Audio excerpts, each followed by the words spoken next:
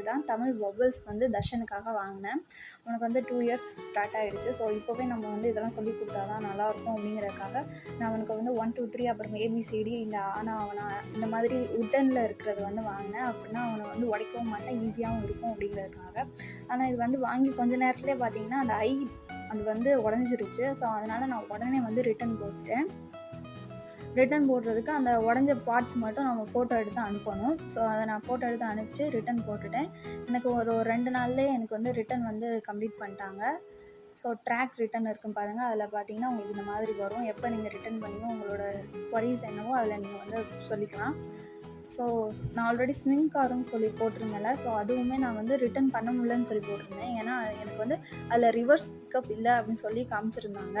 So அந்த மாதிரி தான் ரிவர்ஸ் பிக்கப் இல்லை அப்படின்னா உங்களுக்கு வந்து 30 days ரிட்டன் இருந்தாலுமே உங்களால் ரிட்டன் பண்ண முடியாது. நம்மளாம் அதை பார்சல் பண்ணி வந்த அட்ரஸ்க்கு நம்ம